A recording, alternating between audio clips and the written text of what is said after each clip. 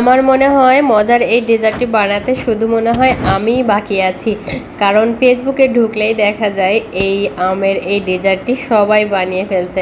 তো যাই হোক, খেতে কিন্তু ভীষণ মজা ছিল। আমি আজকে বানিয়েছিলাম, রেসিপিটি আপনাদের সাথে শেয়ার করছি।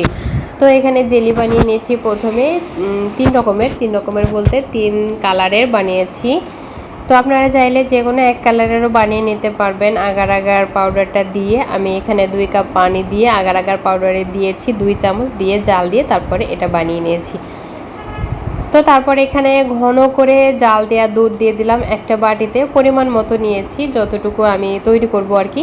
তারপর সেখান থেকে জেলি দিয়ে দিলাম 3 রকমের জেলি দিয়ে। আর দুধটা কিন্তু একটু ঘন করে জাল দিতে হবে।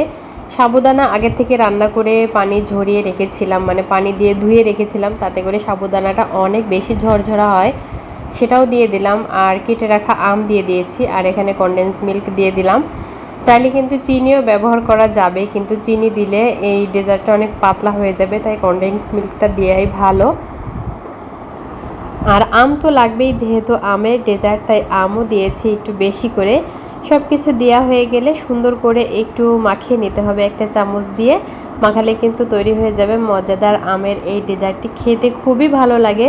চাইলে কিন্তু আপনারা ফ্রিজে রেখে ঠান্ডা করে খেতে পারেন। বাইরে থেকে যখন আসবেন তখন এই ডেজার্টটি খেতে অনেক বেশি ভালো লাগবে। প্রচণ্ড গরমে খেতে অনেক বেশি ভালো লাগবে।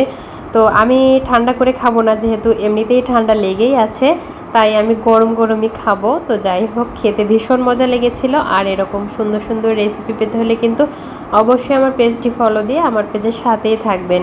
সাবুদানা আর দুধ দিয়ে কিন্তু আমার পেজে অনেক ডেজার্ট আইটেম আছে, আপনারা চাইলে কিন্তু দেখে নিতে পারেন পেজটা ভিজিট করে। তো সবাই ভালো থাকবেন আর আমাদের জন্য দোয়া রাখবেন। সুন্দর সুন্দর রেসিপি পেতে হলে কিন্তু অবশ্যই আমার পেজটি ফলো দিয়ে আমার পেজের সাথেই থাকবেন। আর হ্যাঁ, গরমের দিনে এই ডেজার্টটি খেতে কেমন লাগে অবশ্যই কিন্তু আমাকে কমেন্ট করে জানিয়ে যাবেন। না খেয়ে না, অবশ্যই বানিয়ে খেয়ে তারপর আমাকে কমেন্ট করে জানাবেন। তো যাই হোক, সবাই ভালো থাকবেন, আমাদের জন্য দোয়া রাখবেন। আল্লাহ হাফেজ।